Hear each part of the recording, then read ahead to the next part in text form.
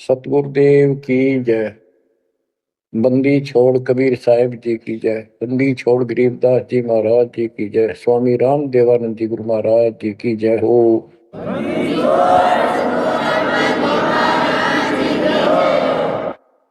सर्व संतों की जय, सर्व भक्तों की जय, धर्मी पुरुषों की जय।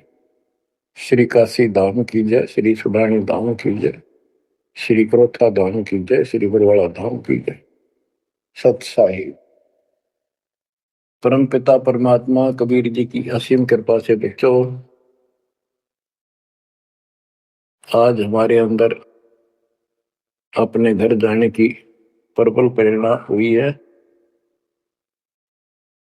बच्चों, कोई भी काम है उसकी विशेष जानकारी होने के बाद उसमें रुचि बनती है। किसी प्रकार अब हमें पता चला है कि इस लोक में हम गलत स्थान पर रह रहे हैं, और आपको यह भी याद दिलाया जाता है कि ये शरीर नहीं रहेगा। जिस परिवार को देखकर हम खूब खुश हैं, और होना भी चाहिए, पर ये साथ कितने दिन का है यो तक भी ध्यान देते नहीं। इसके ध्यान ना देने से हम जन्म और मरण के इस महान कष्ट को भोग रहे हैं, इस महान कष्ट को झेल रहे हैं।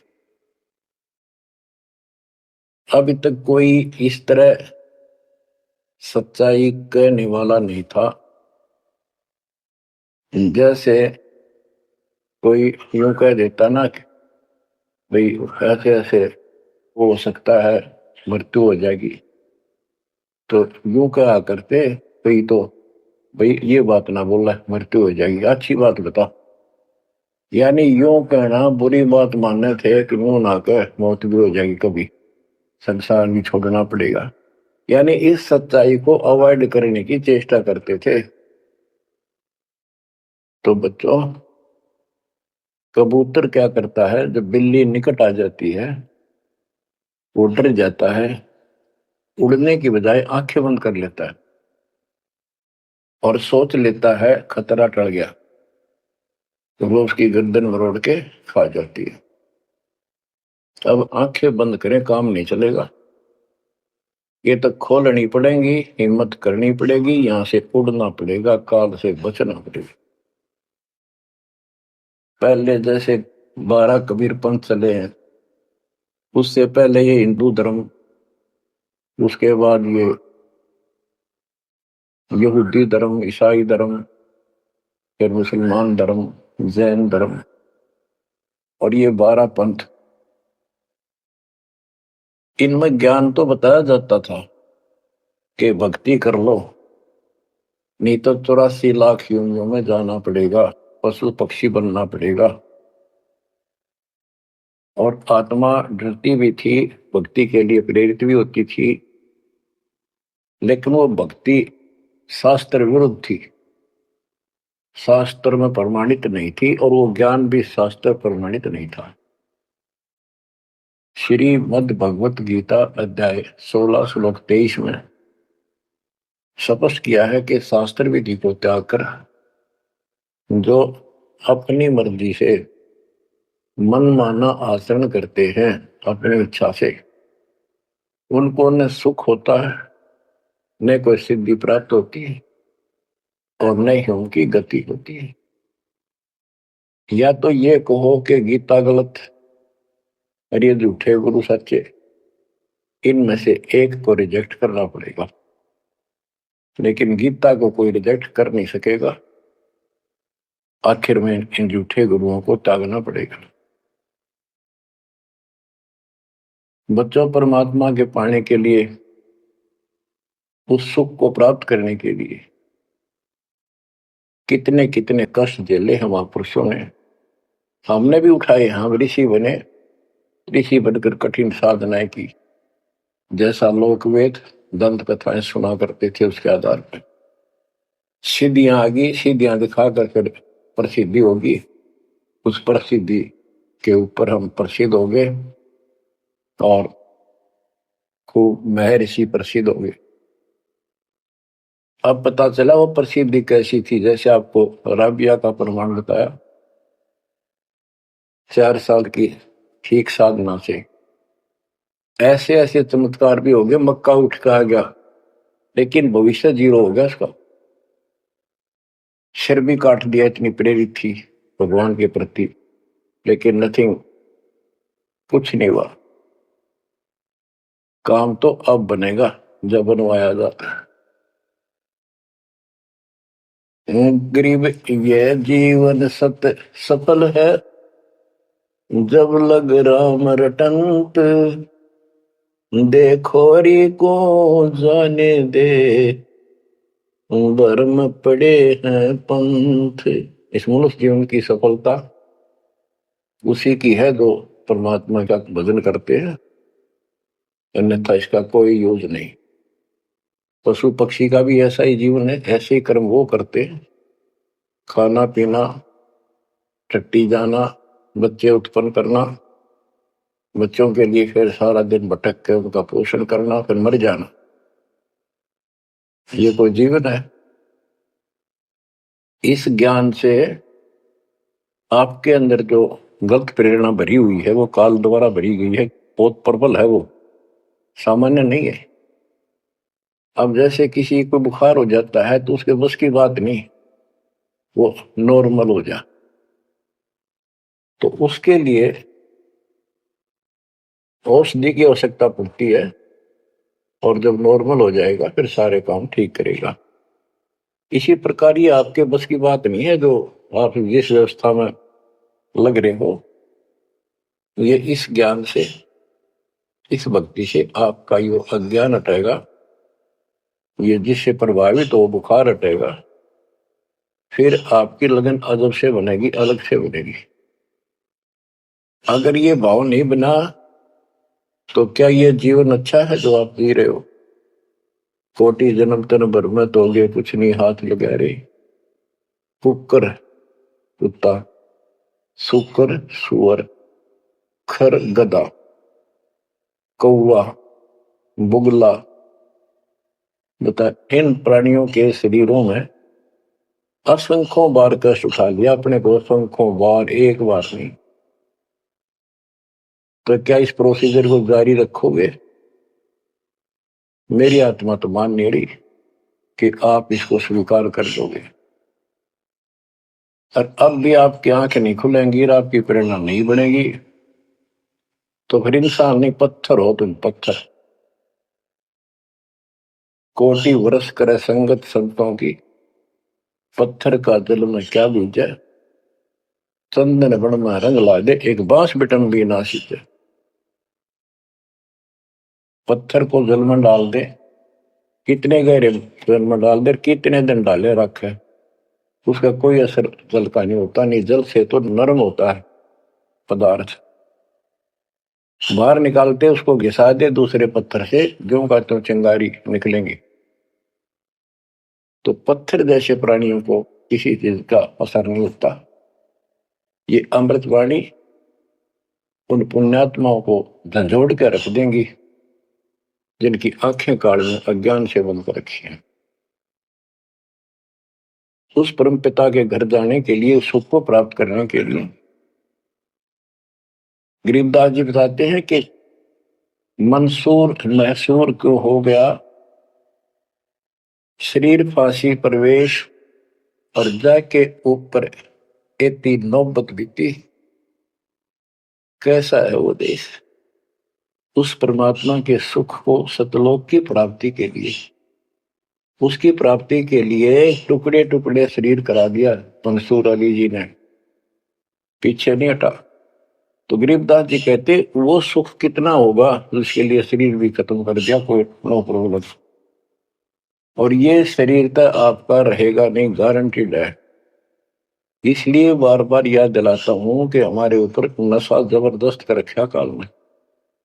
ये आपके बस की बात नहीं, ये तो ये एंटीबायोटिक आपको प्रेरित रखेंगे। आप भक्ति भी करोगे, बुराइयों से बचोगे, और अपने घर जाने की प्रबल इच्छा बनेगी। जहां आशा ता बासा होई, मन कर वचन सुमरिय सोई। गिरिव नरसिंह रूप सतगुरु धरा, प्रहलाद भगत के काज, हिरणाकुश को ले गया, ज्यों तीतर को बाज। परमात्मा कबीर जी ने ही नरसिंह रूप धारण किया। ये सारा श्रेय अभी तक श्री विष्णु जी उर्फ श्री कृष्ण जी को दिया जा रहा था। जो भी है परमात्मा चाहते हैं कि किसी तरह इनकी भक्ति में आस्था बनी रहे। ये किसी को मानकर भक्ति कर रहे करते रहो, उससे मिलना कुछ नहीं, पर पिछले संस्कार से मालिक उनकी मदद स्वयं करते हैं। गरीब नामा का देवल फेरा, मुई जवाई गाय, पीड़ा मिट्टी संत की, छान छवाई आए। कबीर साहब कहते हैं, दो दिन मेरी शरण है, ताका हूं मैं दास, दास में नौकर गुलाम, और गेल गेल ला गया तो जब तक धरती आकाश। अब नामदेव जी इतने संस्कारी थे। परमात्मा कबीर जी कहीं भी आश्रम बना के कुछ समय के लिए रह जाते हैं, एक गुरु की भूमिका करते हैं। अपने बच्चों को वहां आसपास के क्षेत्र के बच्चों को ज्ञान सुनाते हैं। कोयल के बच्चे उस ज्ञान को सुनकर, आवाज को सुनकर परमात्मा की तरफ खिंचे आते हैं, कौवे वाले रह जाते हैं। तो उसमें रंका और बंका दोनों पति पत्नी थे। एक उनकी बेटी थी वंका। नामदेव भी उसी समय परमात्मा कबीर जी के शिष्य हुए थे, जब वो वासनपुर में लीला कर रहे थे। हम ज्ञान सुन लेते हैं, सारी बात करते हैं, पर अपनी जो पूर्व प्रेरणा है, पिछले जन्म के संस्कारों से भी हम बाज नहीं आते। अब नामदेव जी जा रहे थे, एक मंदिर में आरती हुई थी, ब्राह्मण लोग आरती कर रहे थे, और उसके ऐसी धूम चढ़ी कि वो भी मंदिर में पहुंच गया। हाथ में जूते निकाल लिए अपने, जैसे ये बजाते हैं ताल, उस तरह बजाने लग गया। घंटी बजाते हैं और बजाता बजाता आरती में मगन होकर उनके ब्राह्मणों के बीच में पहुंच गया। यानी पत्थर की मूर्ति के सामने पहुंचना चाहा। पंडितों ने पकड़ कर उसको बंदर के पीछे फेंक दिया। ये शूद्र छोटी जाति का समेत जूतों आ गया, हमारा धर्म भ्रष्ट कर दिया, हमारे भगवान को इसने रुष्ट कर दिया। वो तो फिर भी पड़ा पड़ा मन की आरती कर रहा था, लो लगी थी दाता में। तो परमात्मा उस मंदिर का मुंह नामदेव की तरफ कर दिया, और पंडित पिछली साइड में खड़े घंटी बजा रहे थे। आश्चर्यचकित हुए।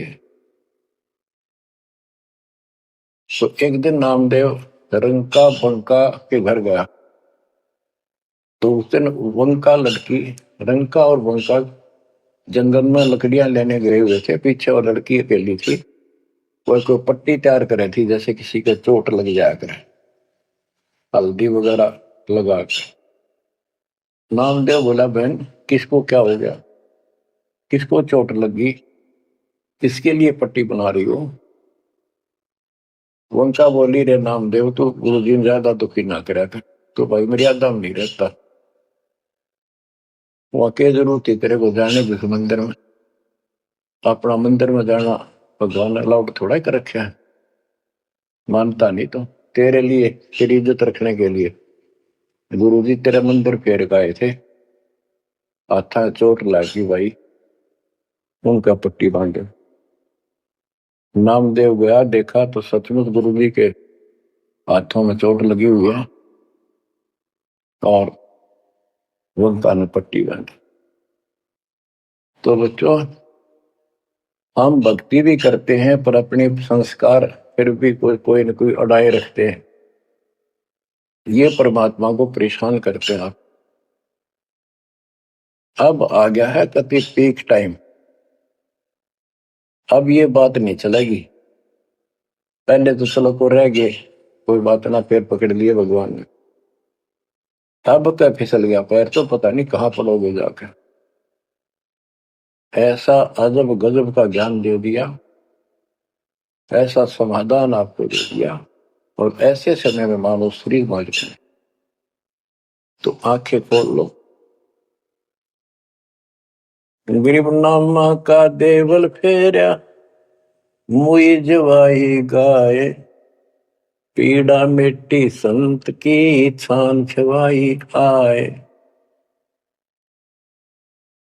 अब जिसमें नामदेव जी ने मंदिर घुमा दिया, घुमाया तो मालिक ने था, लेकिन मालिक अपने नाम नहीं लेते। करा करावे साइया मन में लहर उठा, दादू सदर जीव के आ बगल हो गया। उनकी महिमा ज्यादा होगी, मुसलमान धर्म के लोगों को दिक्कत हुई।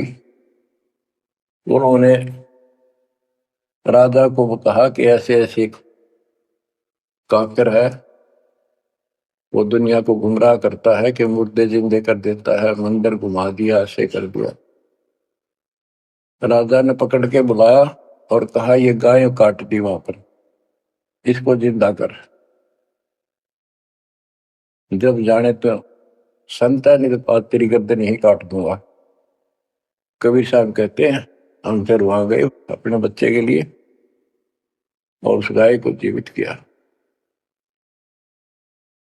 जैसे पुराने समय में सब छान झोपड़ी डाला करते थे, हट घास ग्रास की, और वो साल भर में कंडम हो जाती थी, तो बारिश आने से पहले उनको फिर से या तो नहीं डालते थे या कुछ रिपेयर किया करते थे। नामदेव की माता जी ने कहा बेटा अपनी छान ठीक कर ले झोपड़ी, बारिश आने वाली है, मौसम निकट है। वो कहने लगा ठीक है माता जी, जाता हूं मैं जंगल से सर कंडे काट के लाता हूं, घास फूस। रास्ते में सत्संग हो रहा था, सत्संग सुनकर फिर वहां सेवा में लग गया। शाम होगी वापस आ गया। उसकी माँ बोली बेटा ले निकल घास फूस।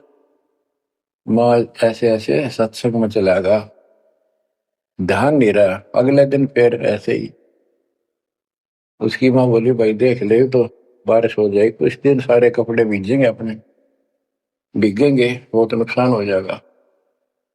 अगले दिन भी ऐसे हुआ। तीसरे दिन उसने सोचा आधा सत्संग सुन लो और फिर जाऊंगा। आधा सत्संग सुनकर चल पड़ा। सत्संग तो फिर पूरा ही सुनना पड़ा उसने, फिर सेवा सेवा ना करी, अपना काम के लिए चल पड़ा। जल्दी जल्दी घास फूस काटने लगा, पैर में कुहाड़ी लगी, दांती लगी और ज्यादा चोट लगी।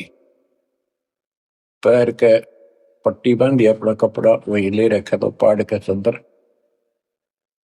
और उसी दिन परमात्मा ने नामदेव का रूप बनाया और खूब ये सरकंडे सिर पर धर के लाए, आके छान बना दी और डाल दी। नामदेव शाम को लंगड़ाता पहुंचा। माँ बोली के ला गया बेटा? मैंने बताया माँ ऐसे ऐसे आज भी ना लड़ पाया मैं तो। माँ उस झोपड़ी से आगे पहुंच गई, बेटे को तकलीफ सी देख के क्या लग गया बेटे के। माँ माफ करिए आज भी नहीं सामान जान पाया मैं तो, वो ऐसे ऐसे बन गई मेरे साथ। कोशिश करूँ था जल्दी जल्दी काटूं, माँ दुख पाओगी।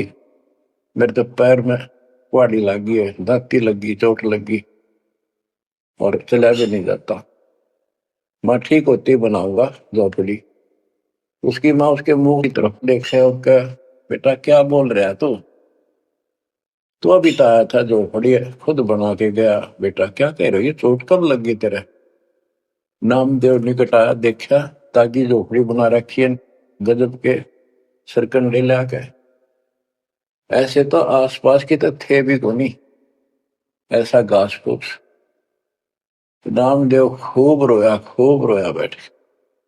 माँ भगवान थे, परमात्मा थे वो तो बच्चों जो दिन मेरी शरण है ताका हूं मैं दास, गेल गेल लग गया जब तक धरती आकाश। ये किसी जन्म में भक्ति खूब करी थी, जैसे इस युग में और इस युग के फिसले हुए भक्ति गजब की रहती है, क्योंकि यह साधना शास्त्र में हुआ है। मोक्ष ना होता तब तक परमात्मा इनके साथ ठहरे, इनसे चमत्कार भी होते रहते, नाम भी हो जाता, पर काम तो ना बना, मोक्ष तो ना हो। तो ये जो ज्ञान आपको सुना जा रहा है, ये हर पहलू पर आपको सतर्क किया जा रहा है बच्चों। या तो इस भक्ति ने छोड़ दो, रिया कति दृढ़ हो जाओ, कमर कस लो, अब के पीछा छुटवाना है। ये लल्लो पत्तो बहुत होली, केवल हम सुख मांगते हैं, धन मांगते हैं, बेटा ना तो बेटा मांगते हैं और धन संपत्ति मांगते हैं। ये तो बिना मांगे दे देगा, जब दिल डट गया आपका, दृढ़ रहे तो कोई भी काम है दृढ़ता के साथ होता है। कबीर साहब कहते हैं, कबीर धीरे धीरे रे मना, धीरे सब पूछो, माली सींचे सौ गुणा, फिर तो है फलो। आज पौधा बोया है आम का, अगले दिन नहीं लगेंगे फल उसके, महीने 20 दिन भी नहीं लगेंगे, वर्षों उसकी सेवा करनी पड़ेगी। एक बार पेड़ बन जाने दो, फिर देखना आपको छाया भी और फल भी इतने देगा, आप भी खाइयो, रिश्तेदारों को खिलाइयो। इसी प्रकार इस भक्ति रूपी पौधे को पेड़ बना लो। दास देख रहा है, दास ने शुरुआत जब की थी, उनकी क्या स्थिति थी मेरे भक्तों की, वो डटे रहे, टिके रहे, आज हर तरह से उबारा है, संसार से न्यारा है, और मोक्ष मिलेगा, जो जन्म मरण का कोड कटेगा। गरीब कबीर के 100 बंजारा हुआ, आप भक्ति के हेत कंकर वोई जान के, धना भगत के खेत। धन्ना भगत जी बहुत जबरदस्त भगत थे, बहुत जबरदस्त लगन लगी हुई थी उनकी। दया भाव संत में होती है। बारिश हुई, सभी किसान ज्वार बीजने चल पड़े, और धन्ना की पत्नी ने भी ज्वार दे दी, 5 किलो, पहले खेत में बो के आओ। भगत जा रहा था बैल लेकर के, हल लेकर के, रास्ते में 4-5 भगत भूखे बैठे थे। तब भगत स्वाभाविक साधु संत को देखकर राम राम करी, उसने बैल खड़े कर दिए, बैठ गया 2 मिनट भगवान का। सुबह सुबह पता चला कि उन्होंने 3 दिन से भोजन नहीं खाया था और मरने के कगार पर। कहने लगे, भगत हम तो मृत्यु के निकट हैं, कहीं भोजन नहीं मिला, क्योंकि रेगिस्तान राजस्थान या भी पहले सारी स्थिति ऐसी थी नहीं, बढ़िया वाली जनता थी। बारिश हो गया तो फसल होगी, ना तो भूखे मरा करते। तो भगत जी ने सारे के सारे ज्वार रख दी उनके आगे, बीज, वो मरे थे भूखे, सारी खा गई। अब वो चल पड़े, भगत जी ने सोचा ही वे घर वाले लड़ेंगे, पत्नी भी गर्म मिजाज की थी, और इसमें तो भाई कोई भी टोक दे, बीज भी कित खा गया तो कित खो दिया, किसान का तो जीवन होता बीज। लेकिन उसने परिवार न्यौछावर कर दिया, कंकर इकट्ठी की लोगों को दिखाने के लिए, जैसे और बीज बो रहे थे, ऐसे कंकर बखेर के हलवा के सामने घर आ गया, खेत में जाकर नहीं देखा। कुछ दिनों के बाद औरों के ज्वार गजब की उगरी, और भगत जी के खेत में तुम्बे मतीरों की बेल उगरी बिना गिरती की, और मतीरे लग गए मोटे मोटे, ये तुम्बे ऊपर नीचे पड़े नो भरी दिखे, उनका खेत भरा दिख। कुछ दिन के बाद क्या होता है कि बारिश ना होने से उस क्षेत्र में अकाल जैसी स्थिति होगी, और ज्वार किसी का हुई, किसी की थोड़ी बहुत हुई, बिल्कुल नहीं हुई। तो वो तो बात की बातें हैं। किसी ने जाके धन्ना भगत की पत्नी को बता दिया कि तुमने ज्वार नहीं बोई। वह बोली, बोई, बो पाया हमारा भगत। कि नाप के तो मतीरे उग रहे हैं, ज्वार है ही नहीं। उसका दुख हुआ, ज्वार भी कित खा गया यो। तो वह गई, देखा सचमुच वहां तो मोटे मोटे मतीरे भरे पड़े। एक मतीरा यानी एक तुम्बा लेकर चल पड़ी। धन्ना भगत को पता था कि बात आज बिगड़ चुकी है। उसके बाहर जाते ही भगत वहां आ जाते थे, उसके रहते नहीं आते थे। वह जल्दी वापस आ गई। धन्ना भगत ने सोचा था शाम तक आओगी, तो भक्तों से कहा तुम जाओ, बात आज गड़बड़ है। सिर पर बतीरा रख रखा, ताते उसने बतीरा शर्मा मारा धन्ना भगत का। धन्ना भगत जी ने थोड़ा बचाव किया तो धरती में लगकर फूट गया। फूटते उसमें ज्वार निकली जैसी बीज की साफ सुथरी भेजी थी। अब भगत जी तक टेढ़ा पड़ा, सर बचाया, और वह देवी देख रही थी, कभी धन्ना भगत को कभी ज्वार को। तो वह बोली ये कहां से आ गई ज्वार इसमें। धन्ना भगत नहीं बोला। वह फिर खेत में गई, वह ज्वार उठाकर अंदर रख ली। वहां जाके देखा, कपड़ा बिछाकर मतीरे फोड़न लागी, ढेर लाग गया। गठड़ी बांध के चल पड़ी, ढोण लागी ज्वार। अरोरा की ज्वार कति कंडम सी होगी, वो ये को ना खड़ी तो रही, पर उसमें बीज नहीं बढ़ा, सूखी सूखी सी खड़ी। अब वह 5-6 गठड़ी ले आई भर भर का। भगत बोला जितनी अपनी होनी चाहिए थी ना तेरे खेत में उतनी रखना, ज्यादा ना लेना भगतमती ने। बोली तू तो ऐसे करा कर, भगवान ने दी है सारी लाऊंगी। वो आगे छड़ी भर के चाली, जब उसका कोटा पूरा हो लिया, वहां तक तब बोझ मरती आई बाहर खूब लग गया। उतारी तो सारा फूस बना पाया। एक फेर लाई वो भी नहीं हो गया, हार के बैठ गई। फिर धन्ना भगत के खेत में तुम्बों से द्वार निकला, गांव इकट्ठा हो गया। भगत बोला भाई अपनी बांट लो थोड़ी थोड़ी, तुम सारे भूखे मर तो बच जाएगा गाँव। तो सब ने अपने हिसाब का थोड़ा थोड़ा ले लिया, और फिर भी उबर दी रहेगी। बच्चों ये बातें कोई बनावटी नहीं है। जिनने भगवान के ऊपर समर्पण दिया, जो भगवान पर समर्पित हुए, भगवान ने कभी उनका मारा नहीं। चारों युगों को देख लो, हमने किसका रखा मार। तो बच्चों ये महापुरुषों की जो कथाएं हैं आज अपने काम आऊंगी। आप एक बार लग कर देखो इस मार्ग में, कोई जगह नहीं रहेगी आपको अगर मगर करण की इस मन को कति परमात्मा हर तरह से संतुष्ट कर देगा। दास अपनी एक कथा बताओगा। हम सुनते थे कि द्रौपदी का चीर बढ़ा दिया भगवान ने, पर यह नहीं पता था क्यों बढ़ाया था। वो तो अब इस तत्व ज्ञान से निखार हुआ कि कबीर परमात्मा ने एक लीला करके उसका लीर ग्रहण किया कपड़ा, पर उसके कारण बढ़ा था। तो किसी को कहते वो मानता नहीं था, ये कोई बात है कैसे हो सकता, ऐसे नहीं हो सकता, वैसे नहीं हो सकता। हम भी मानते थे कि चल ना होगा, पर भगवान तो है और बहुत काम कर रखे हैं। और मन मानता था भगवान कुछ भी कर सकता है, क्योंकि आस्था जब भी बनती है जब ये भावना बढ़ जाएगी परमात्मा जो चाहे वैसे कर सके। इम्पॉसिबल वर्ड नहीं है उसकी डिक्शनरी। आपको बताता हूं, नाम ले लिया, 2-3 साल हुए थे बस। 1988 में नाम लिया, 1989 की बात है।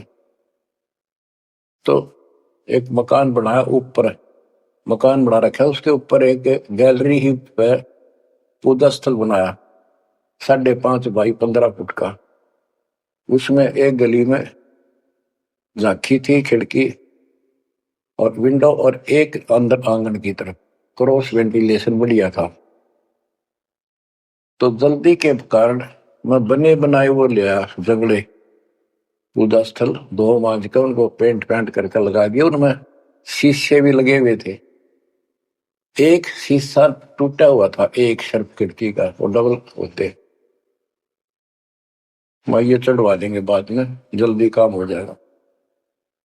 वहां मैंने ये भक्ति बोध छपुआ कर रखी कि गुरु जी आएंगे, उनको सौंप दूंगा, वो आगे भक्तों को देते रहेंगे जब कोई दीक्षा लेगा। ऐसे सेवादास करने लगा। क्या हुआ कि उस जो शीशा फूटा हुआ था उसमें के चूहे बढ़कर उनको काटने लगे।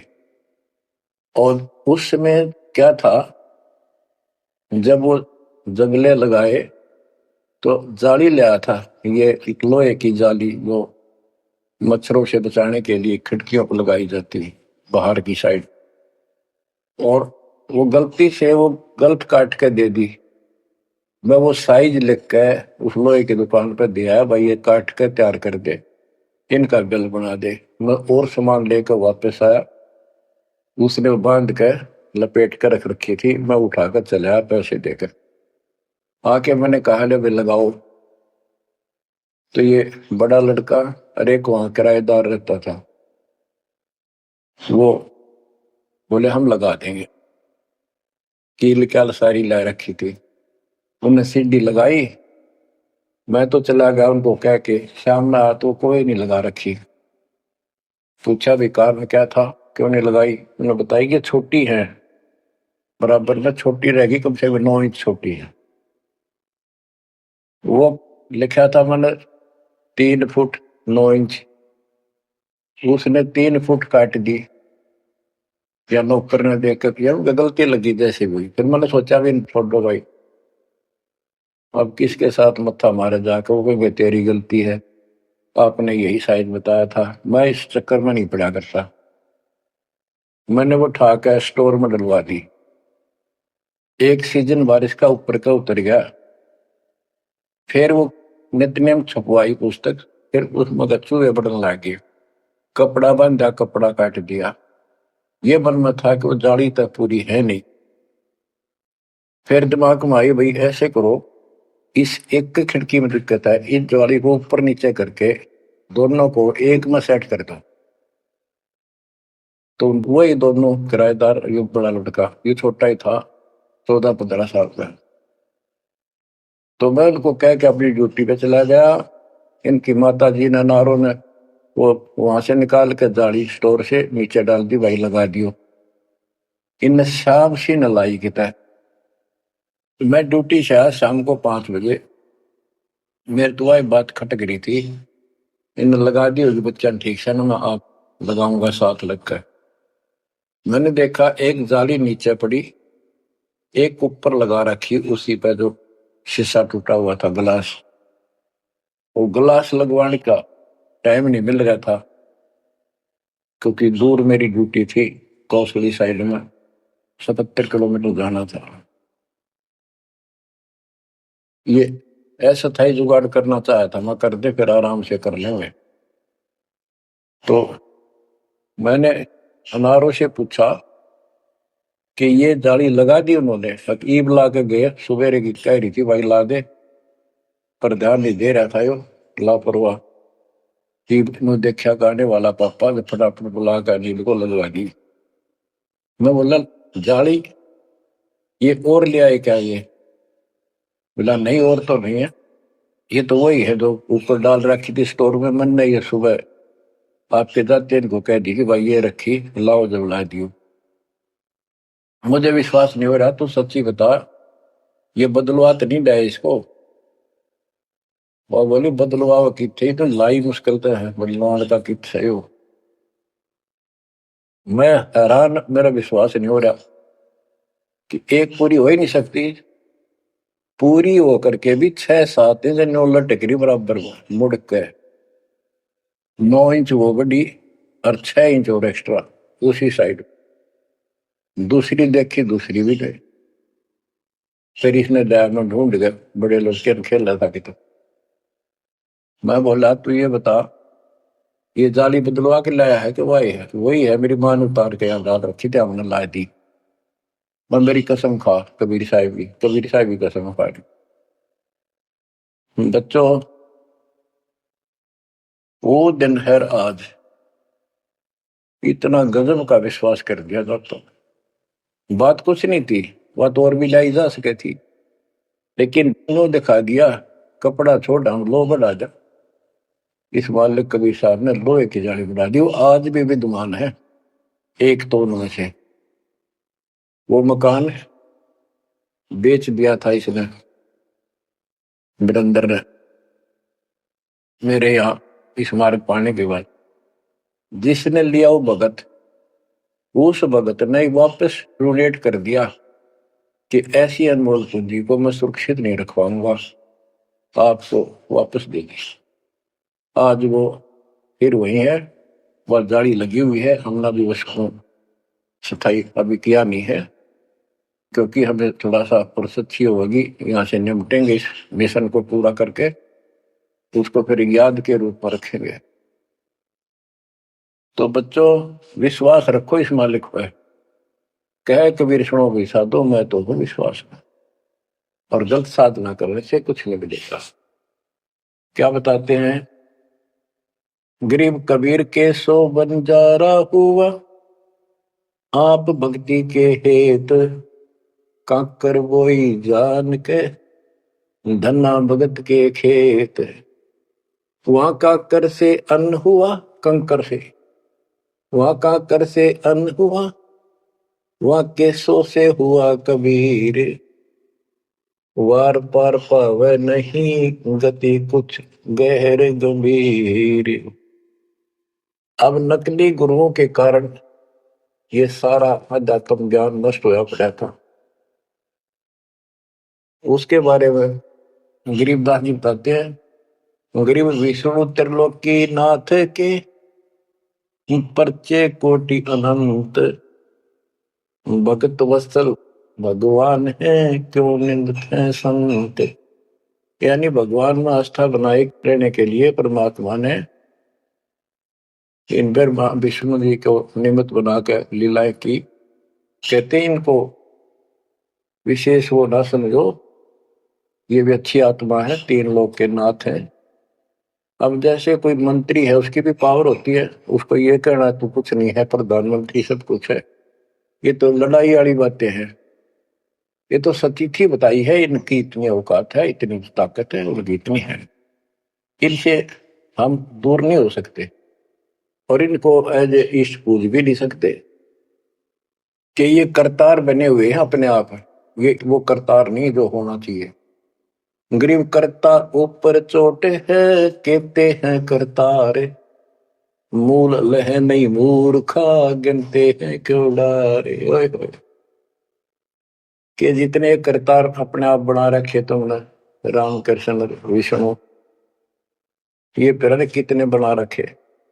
कर्ता ऊपर चोट है, जो एक करतार को छोड़कर अन्य जो कर्ता बनते हैं उनकी दुरुक्ति होती है। रामचंद्र देख लो, सारी उम्र दुखी रहा और कर्ता बन रहा था।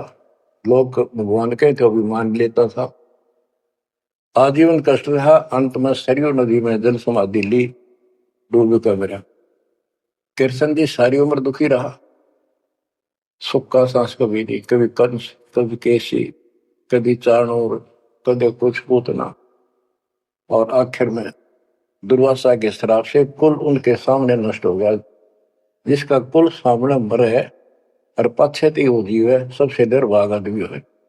सब कष्टों को देख कर रो रो के टाइम काटा। आखिर में एक विषाक्त तीर से मारेगा, विषाक्त जहर से बुझे हुए एरो तीर से मारेगा। अब क्या बताते हैं? गरीब करता ऊपर चोट है, कहते हैं करतारे, मूल लह नहीं मूर्खा गिनते हैं क्यों डारे। के मूल की पूजा क्यों नहीं करते, डालियों में क्यों गिनते फिर हो तुम? कितने भगवान है, कितने टहनी है। मूल से सब कुछ होता है। गरीब सतगुरु साहिब एक है, दूजा ब्रह्म विरोध, बिन सतगुरु सूझे नहीं, चाहे पढ़ो 18 बोध। गरीब गल गोटा गुरु आखने, फांसी दे अड़ाए, द्वादश तिलक बनाए कर चंपुर दे धकाए। कि ये इंसान का नाश करने, मनुष्य जीवन को बर्बाद करने वाले ये बाह्य दिखावा करके द्वादश 12 तिलक बना लेंगे, कंठी माला पहन लेंगे, लाल कपड़े, बड़ी बड़ी दाढ़ी मूछ उछा लेंगे या घुटन घोट हो जाएंगे, मूड मुड़ा लेंगे। ये गड़गोटा है, ये काल की फांसी लिए फिर रहे झूठी साधना करवा के। कहते द्वादश तिलक बनाए कर लोग इन पर कुर्बान हो जा साधु है, और जमपुर दे धक्का, यानी उस नरक में धक्के ठोक दे, क्या साधना गलत पे जाएगा फिर वो।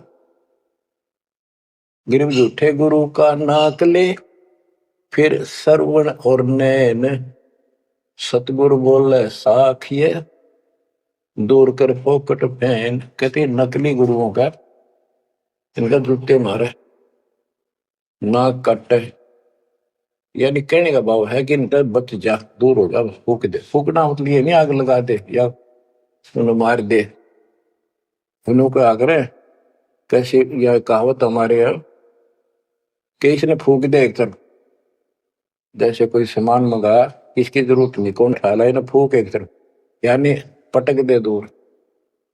एक गरीबदास जी कहते झूठे गुरु के नाक कान काट दे।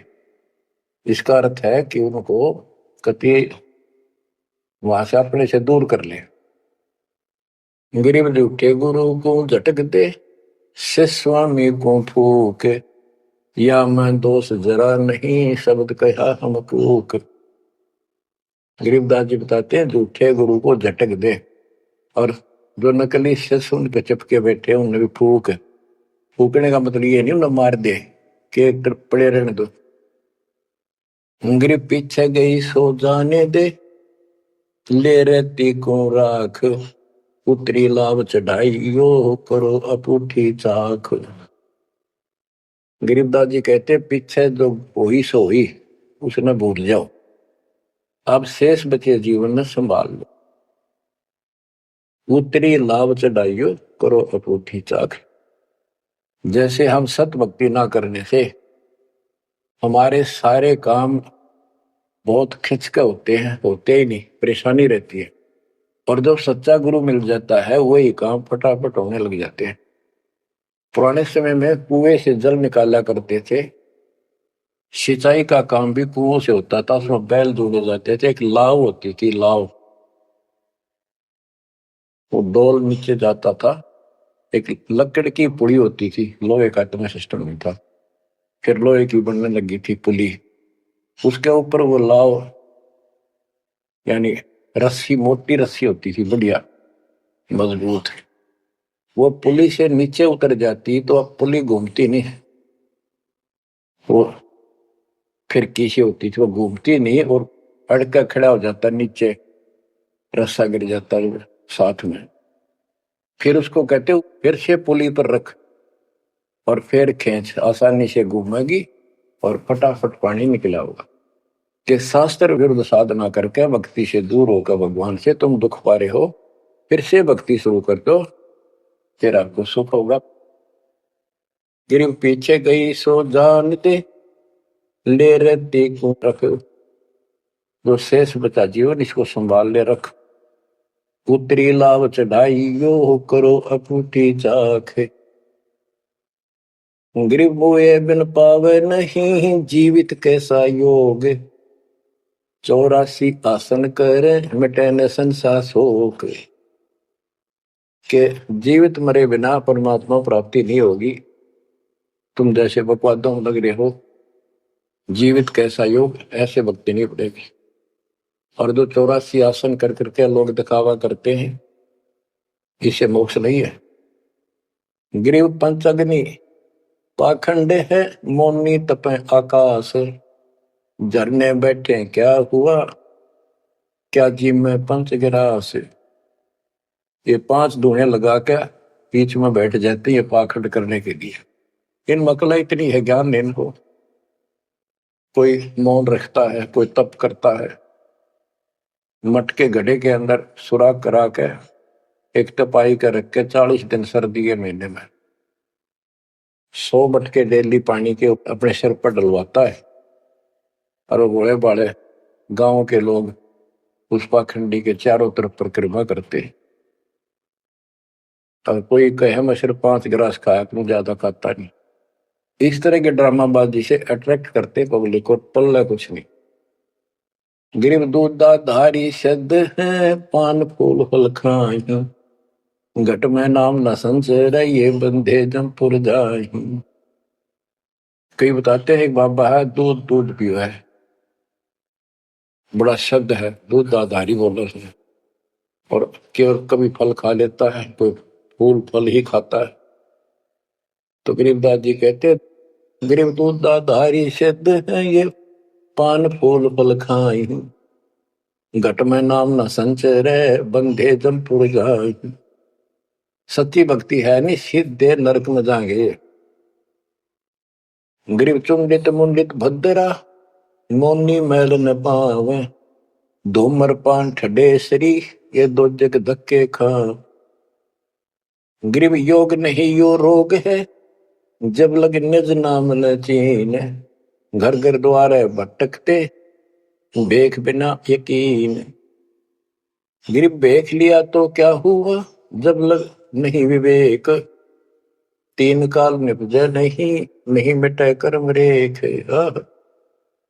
के चुंडित मुंडित, जैसे बड़े बड़े सिर पर जटा रख रखी है, दाढ़ी बड़वारी, माला मोड़ा पहन गए, बाहर भाई ड्रामा फूल कर रखा है, लाल कपड़े पहन रखे, या कति गोट करवा रखा है, मुंड मुंडवा रखा है। कहते हैं इनसे कुछ नहीं मिलना, कोई मौन रखते हैं। गरीब चुंडित मुंडित भद्रा, मोनी मैल न पावे, धूमर पान ठडे श्री, ये दो जग धक्के खाओ। ये धूमर पान करें, नशे करें, सुल्फे की मारे चलम भर कर ढूंढ उठा दे, ठडे श्री खड़े होकर तप करते, कहते दो जग में धक्के खाओगे, नरक में जाएंगे।